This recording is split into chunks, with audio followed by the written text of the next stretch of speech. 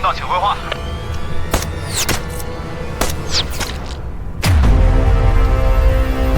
告诉我你们现在的位置。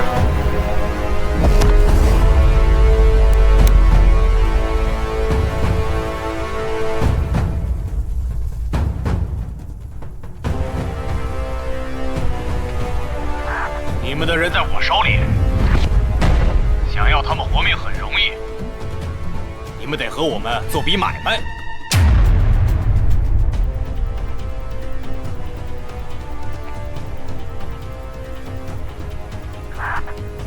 没问题，但你要确保我们2名战士的安全。你们这种生死之交的荣誉感真让人感动。做好交易的准备吧。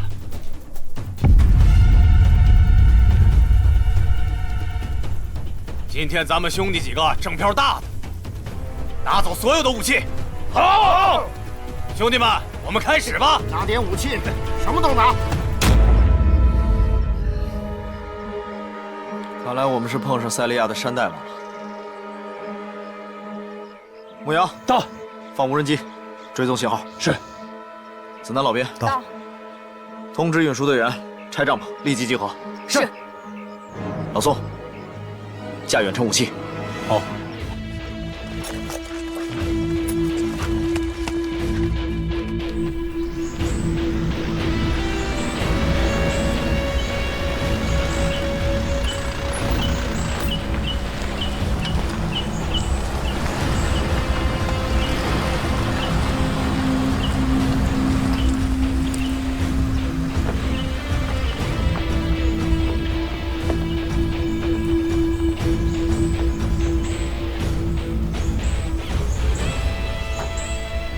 动作快点！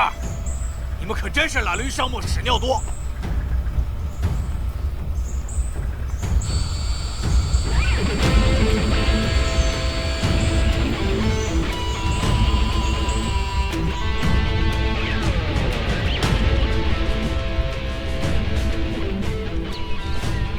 他们有2辆皮卡，每个皮卡上面坐有5个人，都配有武器。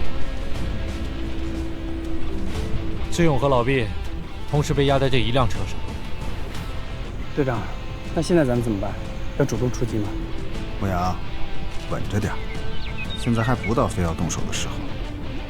老编说的对，既然他们想谈判，那我们索性就不主动出击了，稳着点。说的有道理，以静制动。我们特战队要做好打一场硬仗的准备。子南，到。一会儿谈判的时候，你来谈。是。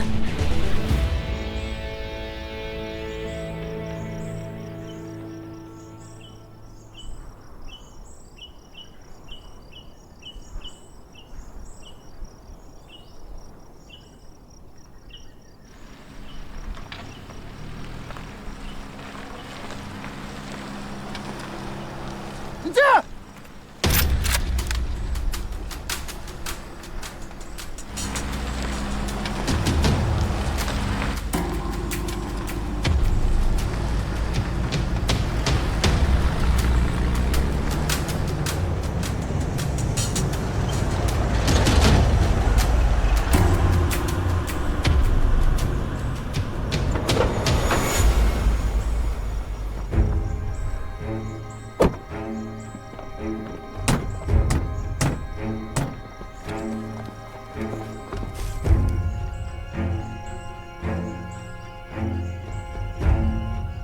我们是中国维和步兵营，奉命执行护卫任务，请你们表明身份。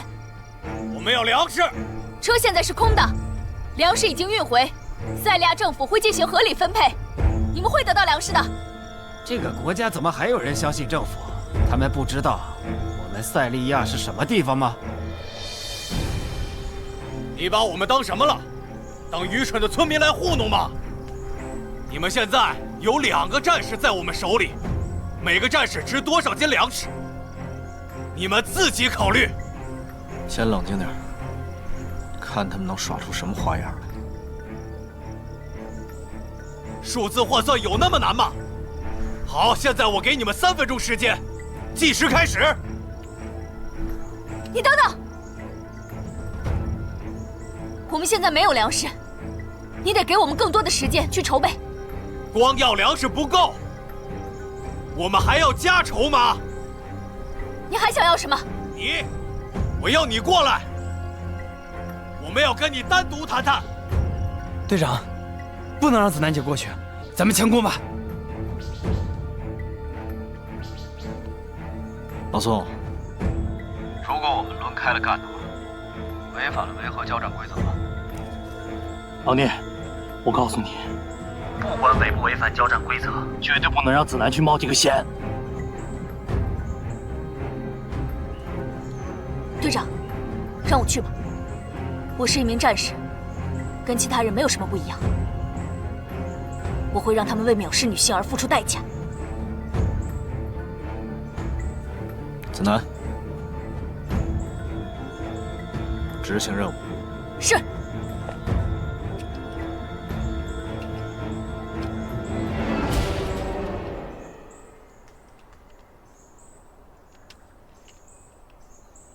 我们都在，注意安全。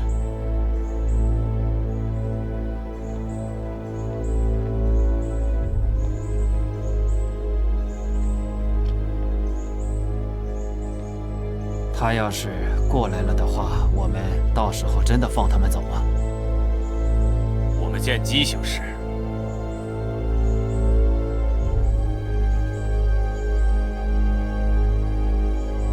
我过来了，你放了他们。还是太远了，你再走近点儿，再近点儿。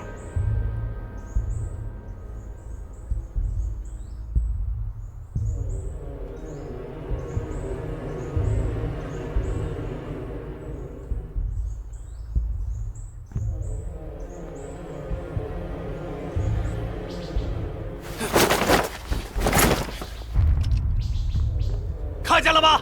你的人在我这儿，你要是不听我的，我把他们都杀了。你竟然说话不算话！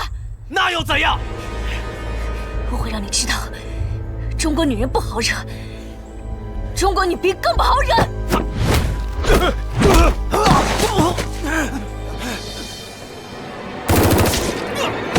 严彬，开火！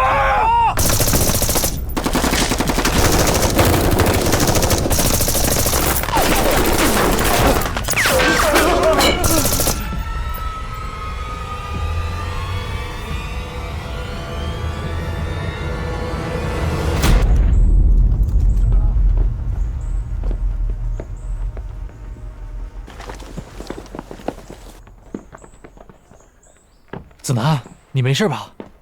没事儿。我错了，饶命！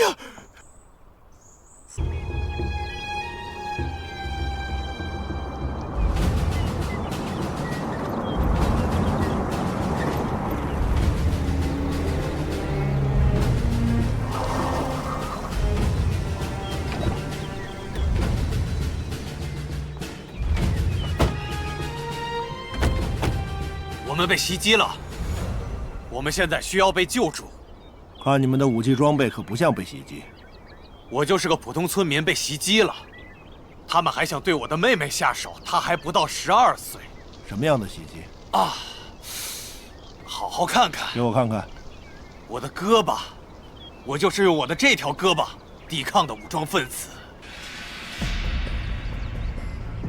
这条胳膊，它可能会因为你的一时犹豫得不到治疗而废掉。报告报告！报告报告，能听到吗？嘿，兄弟们，都过来一下！如果不让我们进去，我们就硬闯，然后去医院抢劫药物。别忘了，我们有枪，拿好枪，别在这个时候退缩，知道吗？一会儿都听我的指示。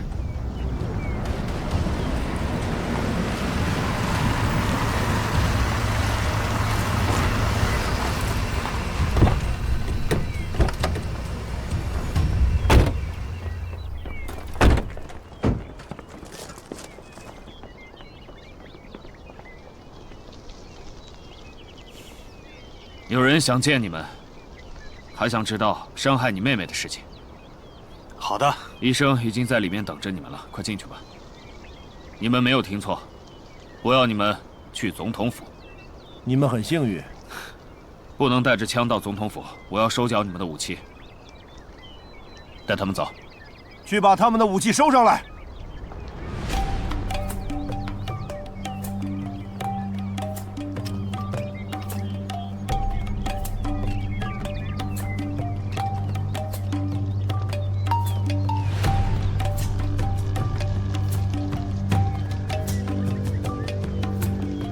带他们进去。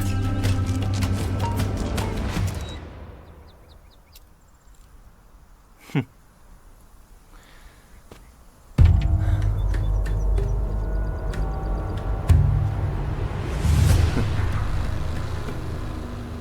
真是太有意思了。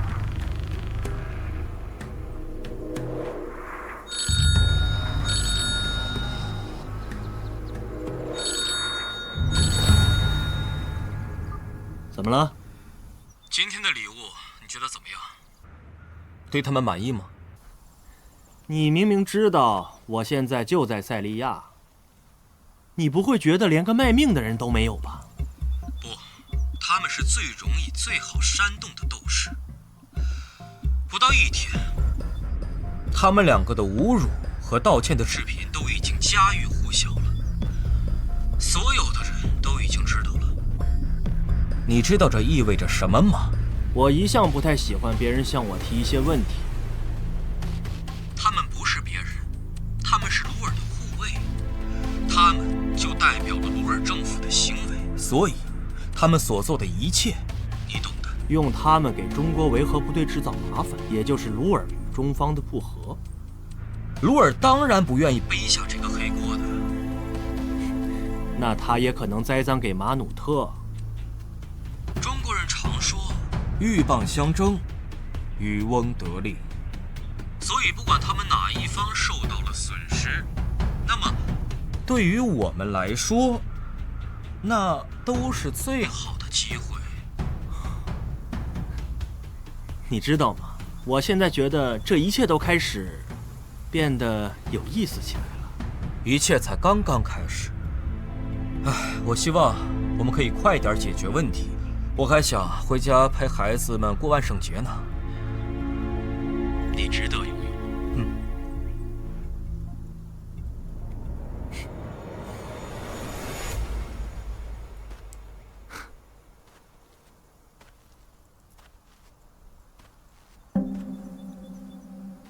我们要玩个游戏。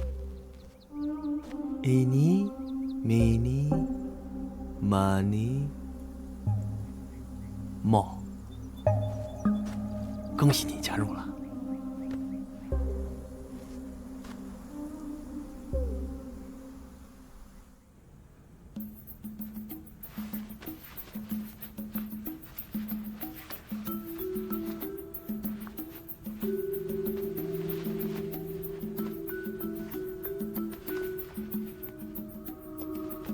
谢谢你们。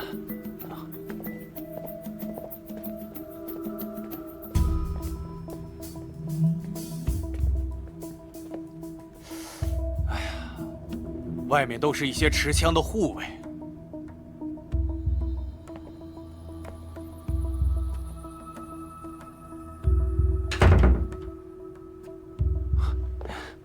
请坐。请坐。我听到一些消息，说有人伤害了你们，是这样的吗？是的，我们就是普通村民，从距离丹城大概100公里的村子来。武装分子骚扰你们吗？他们刚开始的时候，从1个月来1次，到现在1个礼拜来好几次。他们也伤害我们村的孩子。他们甚至连牲畜也不放过。所以说你是村长？是的，我带领我的村民对抗他们。他们抢夺了我们的武器，还有粮食。我们努力保护我们的村。他们不但抢了你们的东西，还欺负了你的妹妹，是吗？是的，是我妹妹，她还不到12岁，还比较单纯。所以我们别无选择，只能用武力来保护自己了。所以你们对抗他们才受了伤。他们穿着是什么衣服？是制服吗？还是别的衣服？他们看起来不是我们这里的人。他们不但抢东西，还用枪射杀你们们。是的。是什么样的人想伤害你的妹妹？他们是黑皮肤人，还是其他的肤色？其他的肤色。他们穿着制服，还是别的什么？穿着制服。哦，是这样。他们有没有戴着头盔？戴了。他们的头盔是黑色的还是蓝色的？蓝的。听你所说，应该是维和部队伤害了你们。只有他们穿着制服，拿着枪，人多势众，还戴着蓝色的头盔。应该是吧。你记住，中国维和部队想对你妹妹动手，你们发生了冲突，而你和你的好兄弟们一起反抗了他们，所以才会闹成这样。你必须要记住这些，知道吗？中国人戴着蓝头盔，欺负了我妹妹，我就跟我的朋友们一起抵抗他们。你一定要记住，你说的这些话都是证据，好吗？你说你们对抗的是谁？中国人戴着蓝色头盔的。真抱歉，让他们又把痛苦又回忆了一遍。为了塞利亚人民的安全，可能还需要你们再复述几遍。我很抱歉。我们愿意配合。够了，这不可能。欧阳小姐，请你让他们把话说完好吗？你知道这是什么吗？5.8毫米95式子弹，只有中国人才用这个子弹。你必须要调查，并给我们一个合理的解释。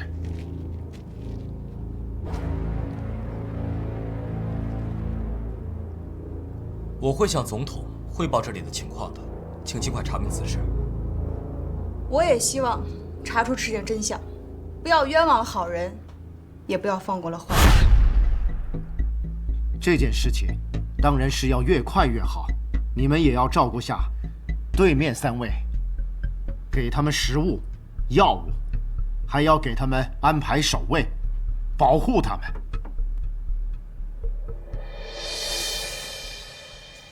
不管这件事到底是不是真的，我们都要展开调查，你知道？这太荒谬了，这根本就不可能，明眼人一看就知道不是真的。那我们也没有证据说他们是伪造的呀。人们只相信眼前看到的东西，事实就是这样。我们不能坐视不管，我要给高院长打电话。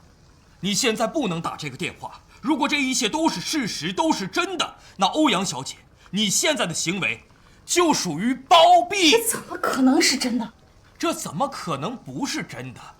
丹妮小姐，请不要忘记你自己的身份，你现在是联赛团最高行政长官呢。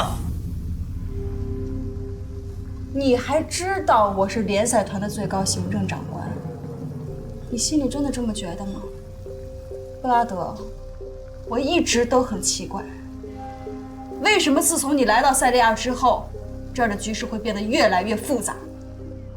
我所做的每一件事情都是为了联赛团，现在的形势也变得非常的混乱，非常的复杂，黑白不分。欧阳小姐，你现在的位置非常的重要，不要只偏袒中国人，要给联赛团一个交代。我们不能污蔑了好人，也不能放过坏人。在你眼里我是这种人吗？懒政不作为。好，那样的话，我不如早点打报告辞职好了。我只想要帮助你。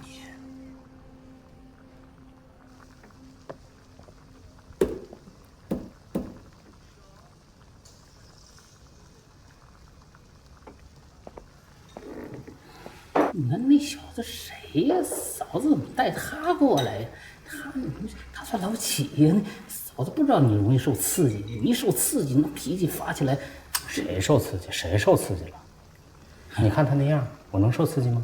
啊，一大老爷们儿，连点辣椒都吃不了。你看他辣那样啊，但你能喜欢他？就是，呸！他肯定跟你比不了，是吧？哎，你说他不会欺负嫂子吧？哎，他要欺负嫂子，郭哥你得上他趟的，这敢。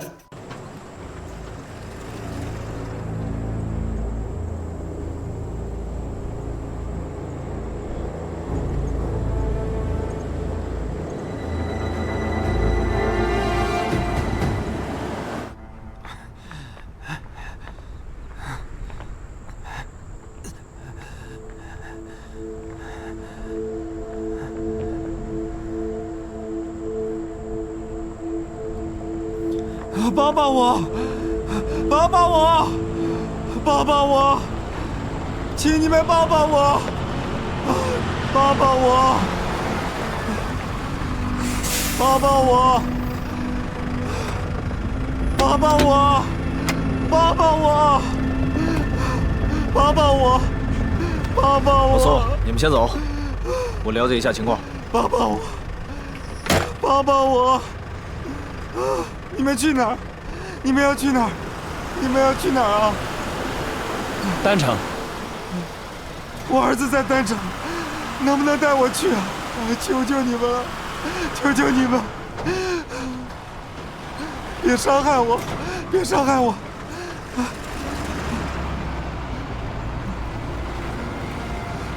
帮帮我！帮帮我！我受伤了，我要去见我的儿子，可以吗？你们帮帮我！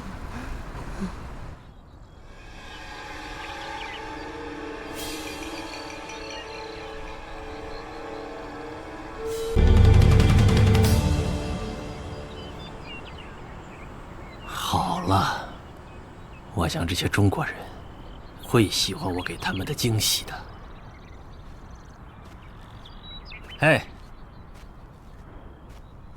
你不会像另一个人那样让我失望吧？不会，不会，不会的，你不会的。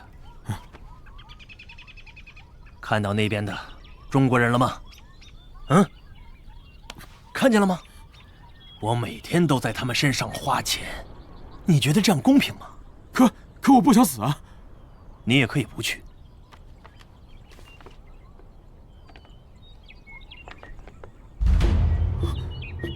是我的家人。确实是，你想让你的家庭脱离危险吗？你要好好干活，你想让他们活着吗？想，是吧？那就听好，看那边，看到中国人了吗？去那边，照我说的做，你的家人就能够活下来。去，快去！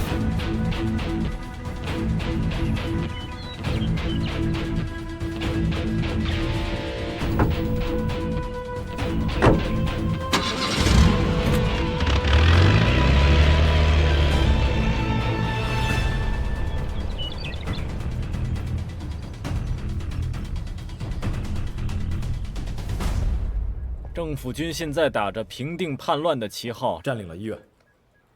现在医院里有将近400名病患，鲁尔他们既没有医疗设备，也没有医疗人员，这不就相当于判了这400名病患的死刑吗？明明是抢粮的武装分子，现在生生颠倒黑白，变成了保家卫国的英雄。这个拉汉事件啊，未经证实就直接流入了民间。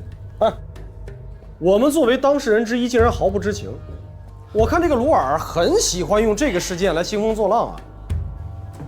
老胡，咱们必须得强烈要求联赛团把这件事情查清楚。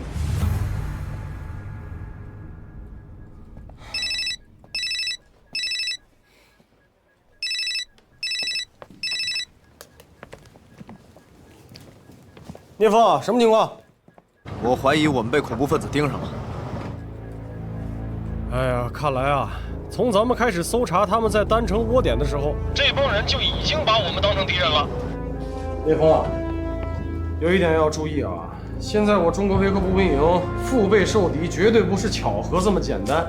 而且你要做好最坏的打算。现在你们回城路线可能已经完全的暴露在敌人面前，而且你们回来的这一路，很有可能遭到他们的埋伏。是的。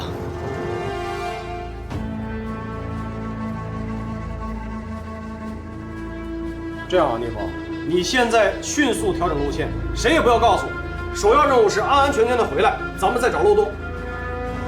是。切记，一定注意安全。放心。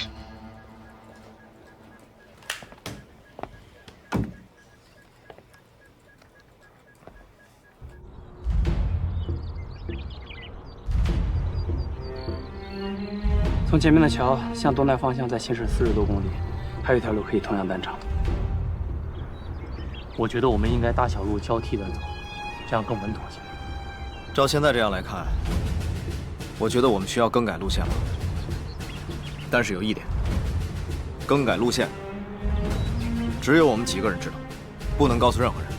记住，这是最高机密。明白，明白。上车，快点，走。我们要知道真相！我们要知道真相！我们要知道真相！我们要知道真相！我们要知道真相！我们要知道真相！我们要知道真相！报告营长，报告营长，目前有很多难民正在向景天哨靠近。好，我知道了。记住啊，务必把他们控制在营区警戒线之外，严密监控，必要的时候可以鸣枪示警。收到。真相！我们要知道真相！我们要知道真相！我们要知道真相！我们要知道真相！我们要知道真相！我们要知道真相！我们要知道真相！我们要知道真相！我们要知道真相！我们要知道真相！我们要知道真相！我们要知道真相！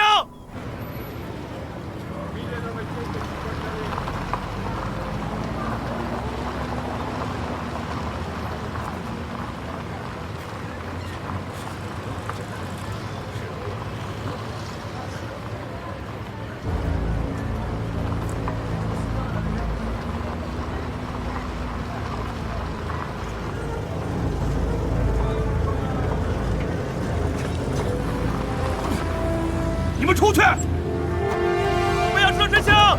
我们要知道真相！我们要知道真相！我们要知道真相！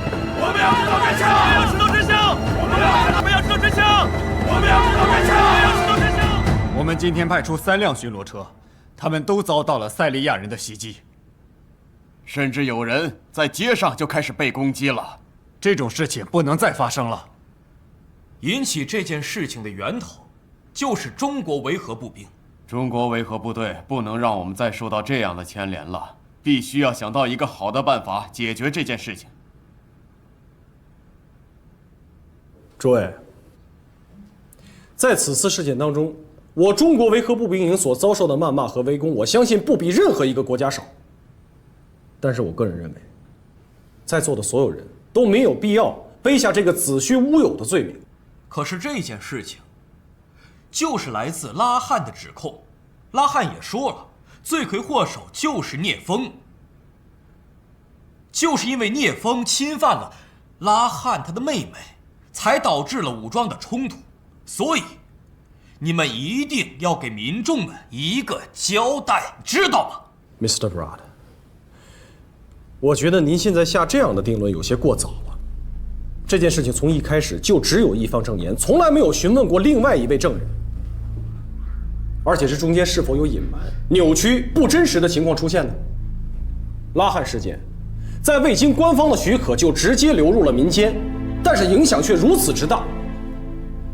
我觉得诸位，我们要用最坏的打算来想一想，到底是谁在散布这样的谣言？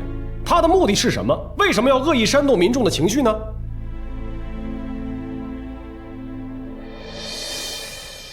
无论真相如何，一定会离间维和部队和塞利亚当地民众的关系。信任关系是很难建立的，一旦被破坏，恢复就很难。在我方看来，目前的指控是极其荒谬的。我不知道您 ，Mr. Brad， 您为什么这么急于的盖棺定论呢？这是联赛团给予我的任务，让我来协调中国维和部队和塞利亚之间的关系，这是我的职责。希望双方能够友好相处。我当然也不希望看到不好的影响出现啊。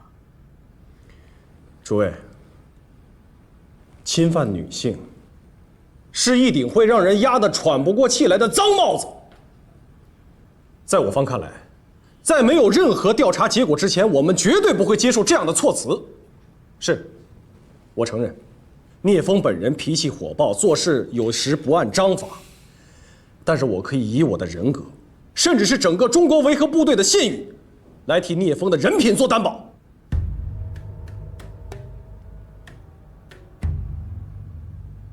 我跟聂风认识，他是一个有原则、有担当而且善良的战士。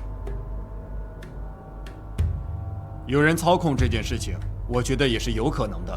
趁此机会把中国维和兵给赶出去。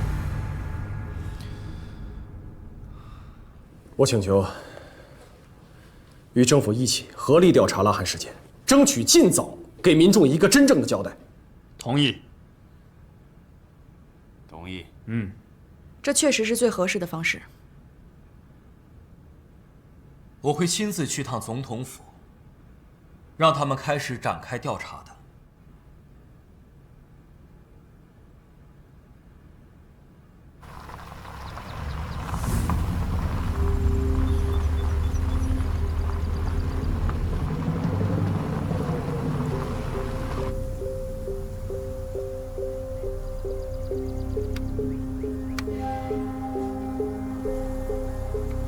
看准目标，干净利索。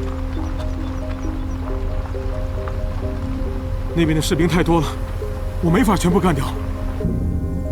你不需要担心，我在车里准备了惊喜。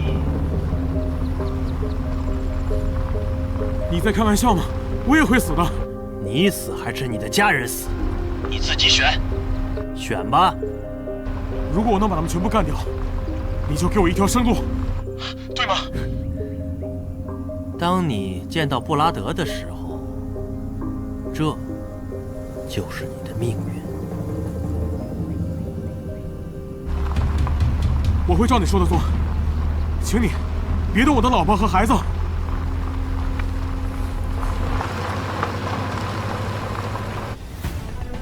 游戏开始。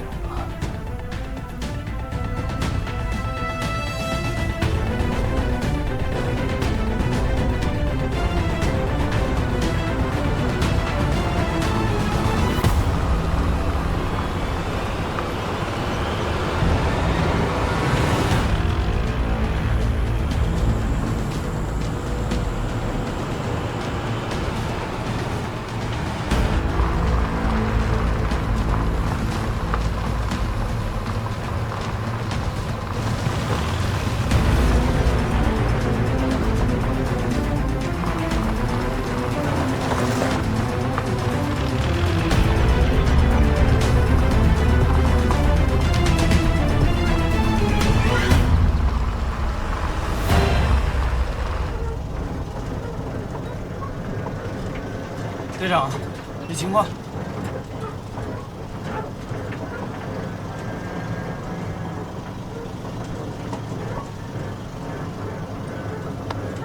所有人停车警戒！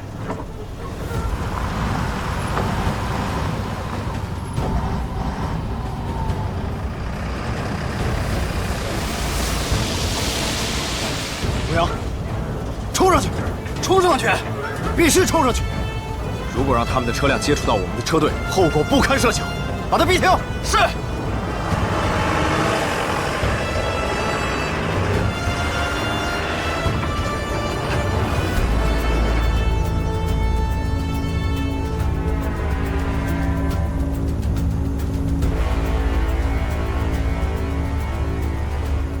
队长让我们停车，他怎么出去的？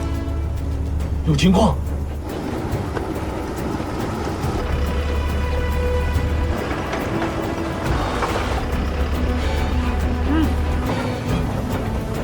再快点！队长，越来越近了，马上要撞上了！那就撞上去！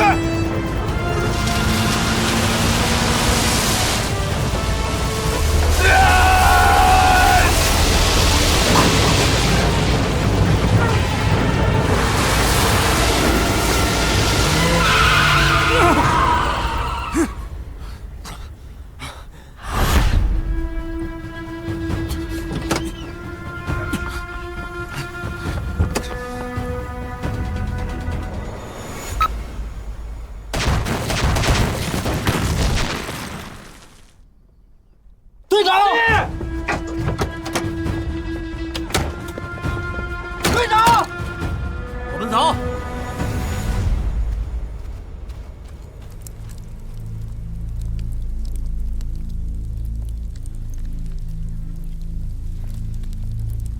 所有人原地警戒，合唱队跟着我。队长！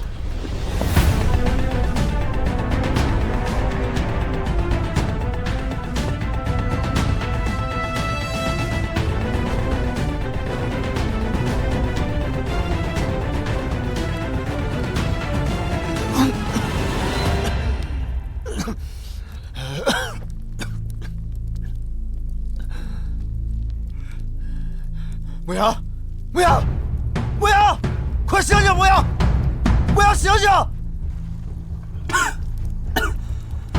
千万别睡！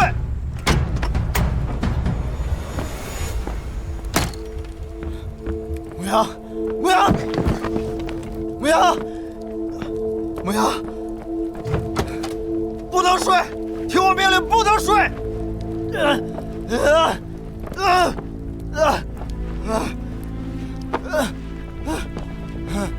牧羊，牧羊，听我命令，不能睡。牧羊，我得跟你说件事。说。我特别喜欢子南姐，但是你也别告诉她。啊，没事，我答应你，但是你也要答应我一件事。你千万不能睡，坚持住，等兄弟们来了，咱们一起回家。啊，等把伤养好，我陪你一起追他。不，队长，我就这样默默喜欢他，我觉得挺好的。我看着他能喜欢他喜欢的人，我就挺开心的。好小子，是我兄弟，你要答应我，坚持住，千万不能睡。我好累呀。好，那咱们在这休息，啊，等兄弟们来。牧羊，等兄弟们来，别睡，别睡。牧羊，牧羊，牧羊，醒醒，别睡！兄弟，怎么样？牧羊受伤了，快把牧羊送回运输队抢救！快！聂风，队长，没事了，小心。队长，走啊！先救齐牧羊，你行不行？我没问题，快救他，快救牧羊！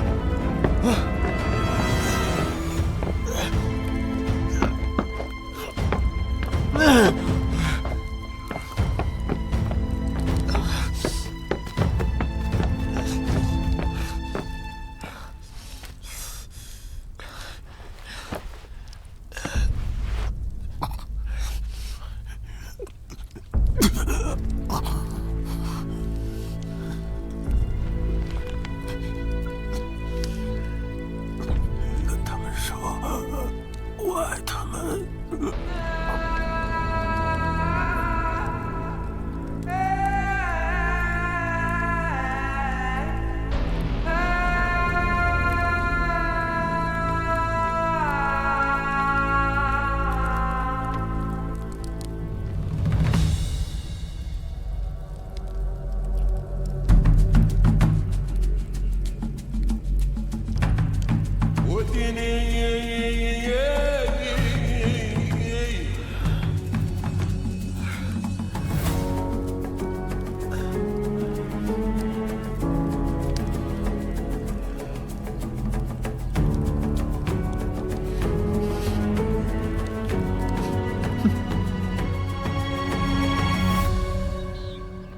坚持住啊，牧羊！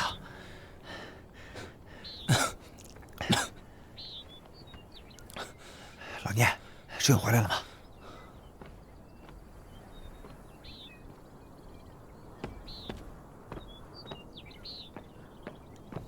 老聂，怎么了？志勇探路有没有消息啊？还没有志勇的消息。扛，也要把牧羊扛到医院。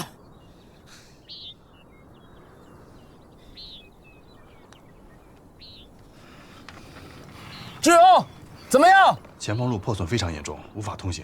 我在前方发现了一条小路，但是必须穿过他们的部落。我的部落就在附近，我可以带你们过去。你们的部落在哪儿？在那边。我们现在就要过去。没问题，随时都可以。好，那赶紧出发吧，提醒大家保持警戒。出发。我们开门见山的说吧，为什么我请两位来？这2天，很多塞利亚的市民都在抗议你们中国的维和部队。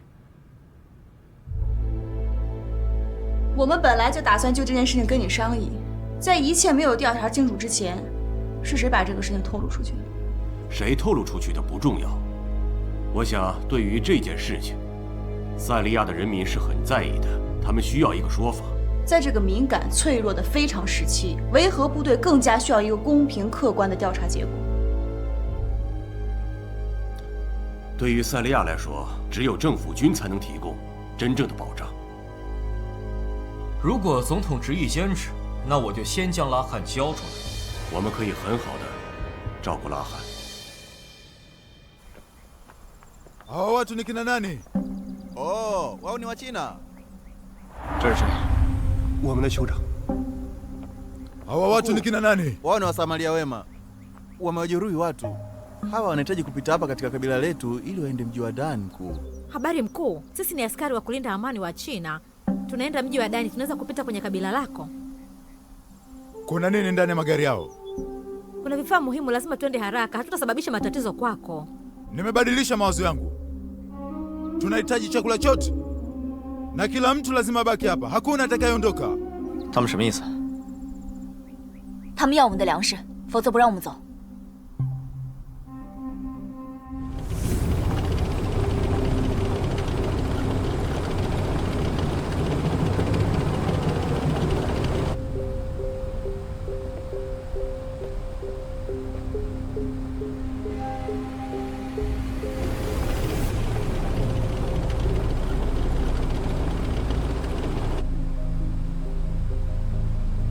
教导员，教导员，我是15号哨位，在我1点钟方向有一批政府军正在靠近，对方有2辆坦克。完毕。保持警戒，表明立场，喊话驱离没有营部的命令，任何人不能开枪。是。紧急集合，一起战备。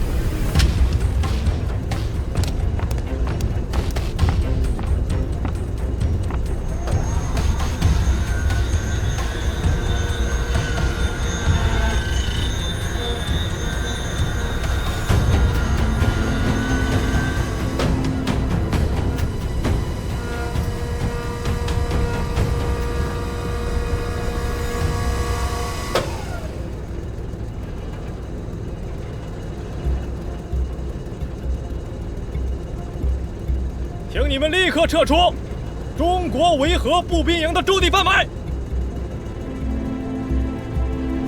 中国维和步兵营，只要你们交出侮辱小女孩的人，然后我就撤兵。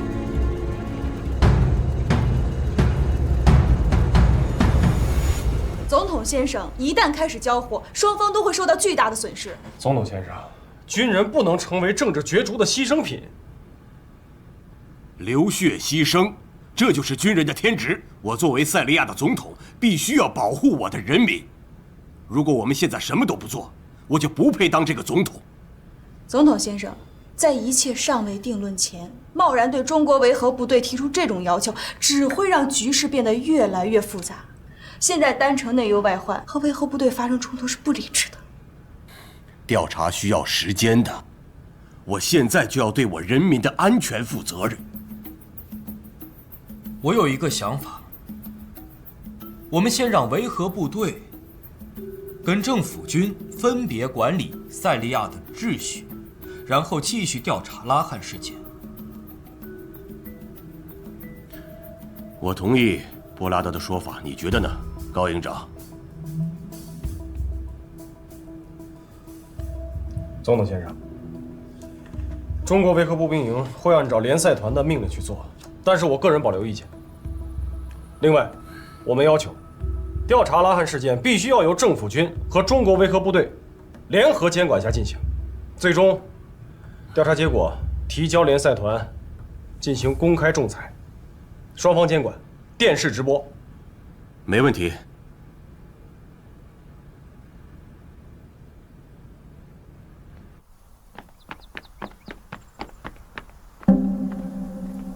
Binti yako anaumwa sana. Binti yangu anaumwa. Ndani ya kabila langu tunabadilishana kwa ajili ya kutoa sadaka, maisha kwa maisha, ili kuokoa maisha ya binti yangu kwa Mungu. Kama msipokabidhi chakula, basi nitawaulia mbali wote nyinyi. 子南，他说什么？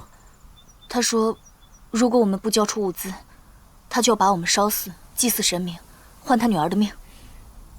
子南，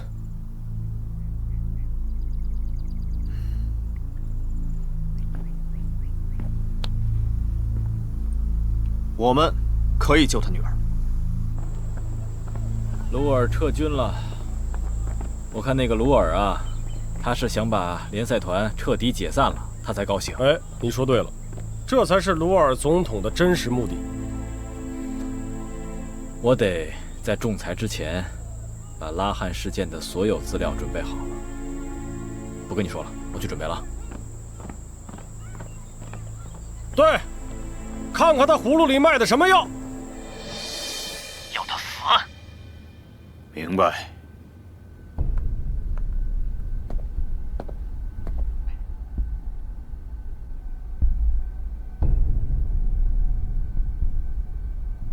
拉汉怎么还没到？不知道，时间快到了。哎呀！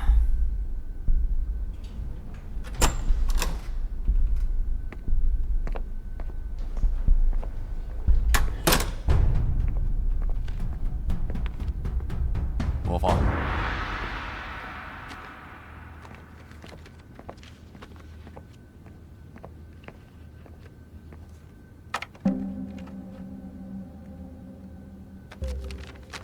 我诚恳地向中国维和部队道歉，我欺骗了你们。真相是我们袭击了当地的村民，中国人想保护他们，是鲁尔指使我们这么做的。鲁尔也帮我们丰富了证词。这个视频同时已经上传了网络，证明我们所做的一切，让世人知道鲁尔是个笑话。这事显然是恐怖分子故意诬陷我，我会亲自找到真相。拉汉现在也没有出庭，这个视频也有可能是伪造的，这可能是一份受到威胁的证词。所以，我们现在只有等拉汉回来，才能够得到一份真正的证词。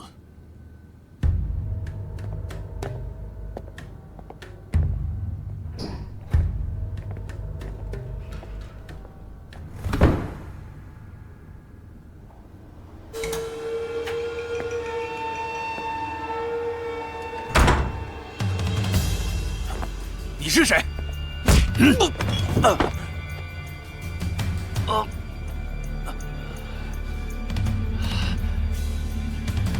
你要干什么？总统想见你。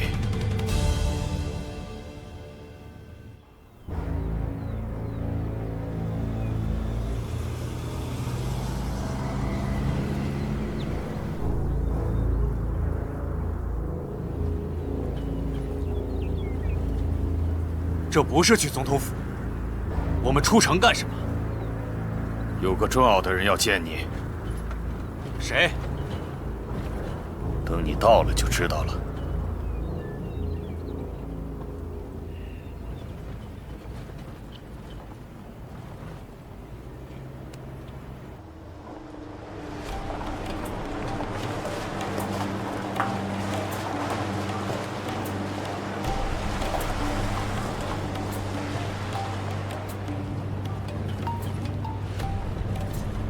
好的，了解了。总统，刚刚得到消息，拉汉不见了，并且守护他的侍卫也全部都不见了。去找到他们，每个角落都好好找，仔细找，把拉汉给我带回来。是，先生。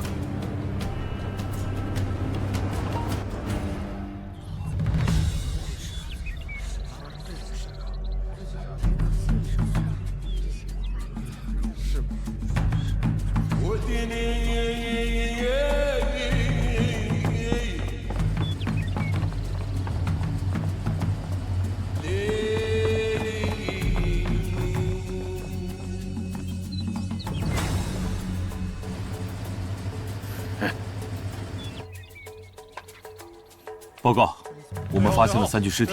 Over。不要再看了。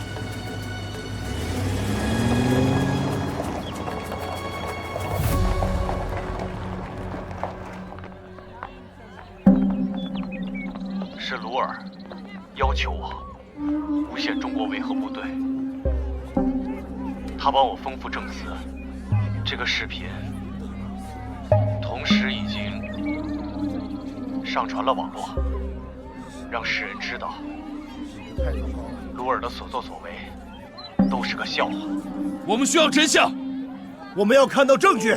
我们被政府骗了，拉汉需要给我们一个明确的解释才行。拉汉需要给我们一个解释，我们需要真相。我们需要真相。我们需要真相。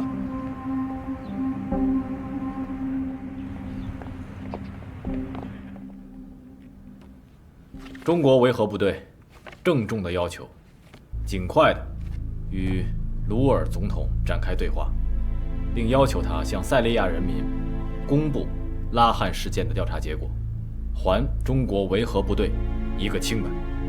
高营长，吴教导员，中国维和步兵营对丹城的贡献，大家有目共睹。拉汉事件是别有用心的阴谋，我相信中国维和部队的清白。联赛团总部一定会努力争取中国维和部队的合法权益。我作为塞利亚的副总统，我认为我有义务和权利保护塞利亚人民的和平。在我离开塞利亚的这几个月的时间里面，我感到很抱歉。我一直在与邻国进行沟通，我希望可以为逃离塞利亚的难民提供基本的生活保障和安全保护。副总统先生，您对处理国际关系和拉汉事件有什么想法以及建议呢？拉汉是受人指使的，他不过是鲁尔的棋子。他只是为了给维和部队抹黑，而且驱逐国际力量，抢占政治资源。鲁尔一向是如此，他只是为了一己之私。鲁尔这个人根本就不顾塞利亚人民生活于水深火热之中。当然，这些都是暂时的。有国际社会的帮助，我相信塞利亚的明天会越来越好。副总统先生，您下一步的计划又是什么呢？我会努力的去跟鲁尔进行和谈，为了和平，为了我们的未来，我会努力的。兄弟们，你们想让我们的领导回归吗？想，绝对不会放弃。只有副总统才能带领我们实现和平。我要求，现在是我们反击的时间了。重新进行总统选举。鲁尔滚出去！我要求鲁尔滚出去！和国际社会滚出去！在塞利亚滚出去！朋友们，现在的情况估计你们也看到了，最近这段时间期货市场也要断货了，所有的客户都在关注我们开发的新货源，我们要实施计划了。现在阿明先生，是该你出场的时候了。当下鲁尔迫于舆论的压力，他肯定不敢回绝你，他绝对不会这么做的，所以你要把握住机会。乌托，你说的非常的好，这次多亏了你找对了人。拉汉的事件办得干脆利落。这个视频呢，也给鲁尔带来了非常巨大的压力，做得非常好，我的朋友。不过，我想说的是，马努特此时恰好配合了我们的计划，这次鲁尔是在劫难逃了。那么如此看来，敌人的敌人就是朋友了。听我说，朋友们，现在最关键的是，我们呢，必须让阿明先生尽快的回归政府。上面已经给我打过很多次电话了，他们现在非常的不开心。你上面真的还有人吗？朋友们，跟华尔街的那些大佬们相比，我现在还只是一个小弟。这可能是我们最后一顿饭了，干杯！我在此声明，我绝对不会放弃我为国效力的权利。我要求总统府和联赛团一起对塞利亚的选举进行合理的监督。总统先生，马鲁特在国外确实蓄积了不少的力量，对咱们来说是个威胁。再加上拉汉的事件使咱们的信誉大跌，现在真的是腹背受敌。我不想听这个，你就告诉我解决办法。总统先生，布拉德先生他现在是联赛团的一员，我们可以去找他，他也许可以帮助我们渡过难关。总统先生，布拉德先生想要见你。钱已经到你的账上了，我要看到结果。我会尽力的，你放心吧。很好，我相信你，别叫我失望。布拉德先生，拉汉死了。拉汉，他不是总统的客人吗？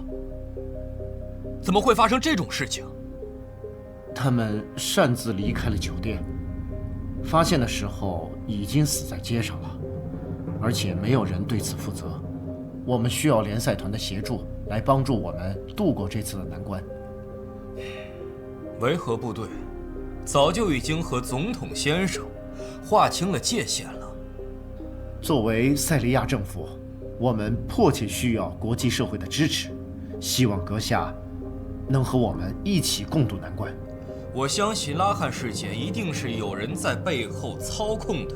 现在呢，他已经死了，还是在政府军管辖区，这是不是也就证明了政府的无能呢？你说呢，总统先生？布拉德先生，你好像对拉汉的死早就知情。别担心，总统先生，我此次来这里呢，就是为了塞利亚永久的和平而来。我现在有2个计划，第一个是阁下之前的行为是被别人给利用的，我要与维和部队之间有充分的沟通，争取得到他们的支持。那第二个呢？那第二个呢，是我要对外发布阁下之前的做法，就是要与联赛团分道杨彪为了控制住塞利亚，不惜一切代价，为了政治权谋，甚至不惜利用拉汉来挑拨维和部队和塞利亚人民之间的关系。布拉德先生，你是想对总统先生栽赃陷害吗？现在我怎么想，这并不重要，外面的人怎么想才更加重要。两个计划都很有戏剧性，效果也非常有趣。毕竟证据都在那摆着，联赛团和政府之间的矛盾也确实都是实情。那么现在，总统先生，你怎么想呢？你应该好好考虑一下，选择 A 还是选择 B？ 如果我选 A， 你有什么条件？我需要你见一个人。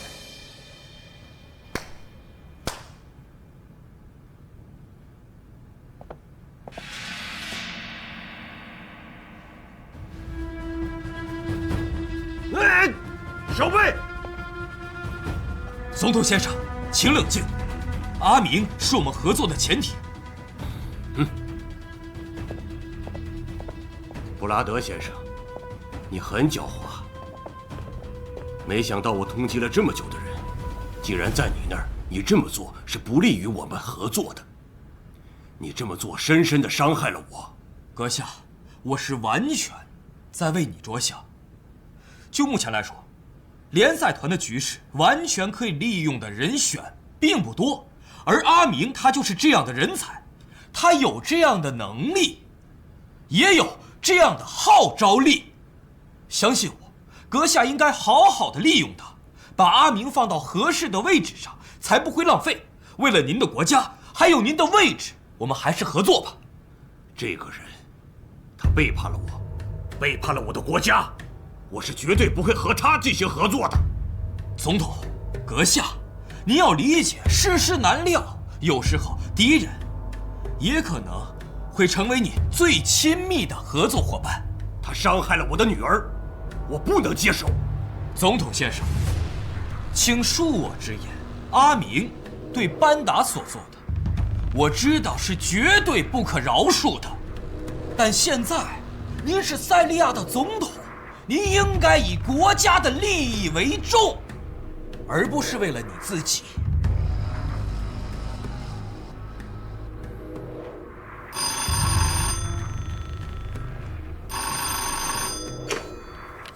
你好，你说什么？